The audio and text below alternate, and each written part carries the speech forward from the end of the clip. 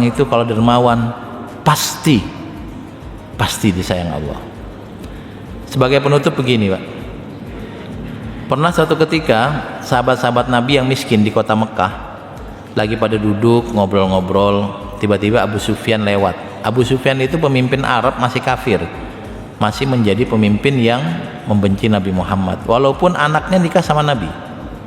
Abu Sufyan punya anak namanya Ummu Habibah, Pak. Itu dinikah sama Nabi, dan ketika dinikah sama Nabi dia menjadi miskin istrinya ini karena nggak diurus sama keluarganya. Akhirnya istrinya 2 kali pergi ke Habsyah untuk hijrah. Ummu Habibah itu pergi ke Ethiopia untuk hijrah, Pak. Jauh banget, karena di Mekah nggak dilindungi sama keluarganya, keluarganya nggak ngelindungi, bapaknya masih kafir. Nah, ketika orang-orang miskin ini nongkrong ngobrol-ngobrol itu, Abu Sufyan lewat, mereka langsung tuh lihat tuh Abu Sufyan tuh jahat banget sama Nabi kita. Udah nyambung yang lain, iya tuh begini. Abu Bakar dengar bahwa orang-orang ini menggibah, menggunjing Abu Sufyan, masih kafir saat itu Abu Sufyannya. Abu Bakar kemudian negur, "Mas, jangan digituin. Mungkin dia jahat, tapi dia tetap pemimpin kaumnya. Kalau pemimpin kaumnya kamu jelek-jelekin, kaumnya akan sakit, kaumnya akan tersinggung, kaumnya akan sedih dan marah." Abu Bakar orangnya baik, Pak, kalau ngomong juga santun ya. Nah, cerita ini sampai ke Nabi. Nabi kemudian tegur Abu Bakar, "Abu Bakar, Anda harus ingat bahwa mereka adalah kaum yang kalau mereka marah, Allah pasti marah. Kalau mereka ridho, Allah pasti ridho." Abu Bakar takut, wah nanti jangan-jangan saya negur orang-orang tadi, mereka marah, nanti Allah marah. Langsung didatangi lagi orang-orang itu, minta maaf.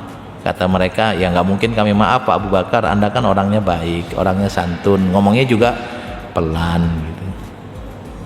Tapi Abu Bakar tetap merasa takut kalau mereka marah, Allah jadi marah. Dari sini kita tahu, Pak, kalau mau disayang Tuhan, salah satu caranya itu adalah 2, Pak. Ini salah satunya.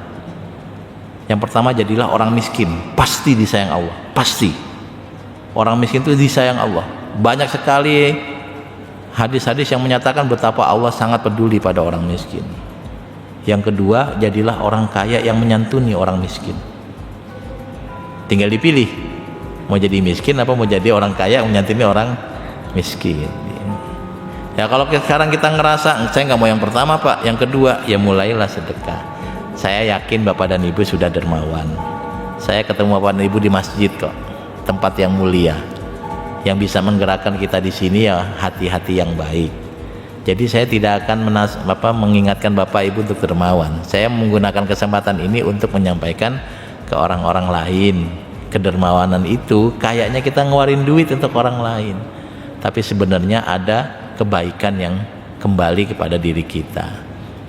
Jadi bukan untuk Bapak dan Ibu ayat ini, tapi Bapak dan Ibu sampaikan ke orang-orang supaya menjadi dermawan. Wa may yuqa syuha nafsihi faulaika humul muflihun. Orang yang dihindarkan dari rasa pelit, dari sifat pelit, pasti dia akan beruntung.